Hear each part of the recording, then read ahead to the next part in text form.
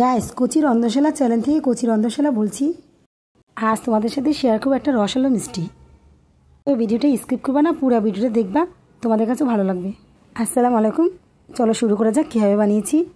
প্রথমে 1 কাপ গুঁড়ো দুধ দিয়ে দিলাম, হাফ চামচ বেকিং পাউডার, 1 চামচ ঘি। এটাকে মেখে দেন একটা ডিম নেট করে দিব।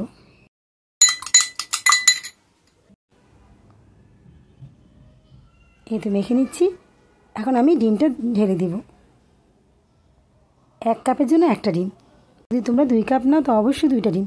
গরুর দুধ যতটুকু নিবা, কাপে 1 কাপ নিলে একটা, 2 কাপ নিলে 2টা। আমি একটা প্লেটে ঘি মেখে রেখেছি। আমি হাতেও একটু ঘি মেখেছি যাতে বানানোর সময় এটা হাতে না লেগে যায়। একটু নরমে থাকবে ম্যাগনেটটা, তোমরা ভয় পাবা না। হাতে ঘি দিলে এটা লাগবে না, হাতের সাথে সুন্দর হয়ে যাবে। দেখে নাও আমি কীভাবে করছি। সবগুলো একই সাইজ করে আমি বানিয়ে নিব।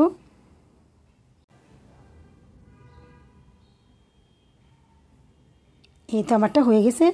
1 কাপ দিয়ে 10টা হয়েছে। এখন আমি হাফ কেজি দুধকে জাল করে নিয়েছি, দিয়ে দিলাম গুঁড়ো দুধ। এখন দিয়ে দিয়েছি আমি গুড়, আখের গুড়। তোমরা যারা চিনি খেতে চাও না, মিষ্টি কম খাও, তারা এই গুড়টা ব্যবহার করতে পারো। দুধের মধ্যে গুঁড়ো দুধ, আখের গুড় দিয়ে দিলাম, দিয়ে ঢেলে দিয়েছি।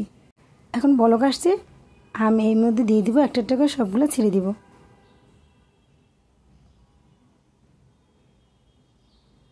ছেড়ে দিয়ে নেড়ে দিতে হবে মাঝে মধ্যে, আর ঢাকনা দিয়ে ঢেকে দিবা, তাহলে দেখবে মিষ্টিগুলো অনেক ফুলে উঠেছে। এই তো আমি একটু নেড়ে দিয়েছি, আর দেখো অনেকটাই ফুলে উঠেছে। ঢাকনা দিয়ে রাখলে এটা অবশ্যই অনবরত নাড়বা কিছুক্ষণ পর পর। কত ছোট সাইজ ছিল, এখন দেখো কতটা বড় হয়ে গেছে ফুলে।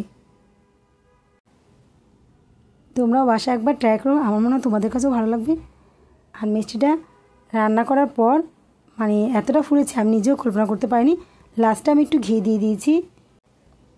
দেখো কতটা ফুলে গেছে, তোমাদের সামনেতেই দেখাচ্ছি আমি। এখন আমি বেড়ে নিচ্ছি।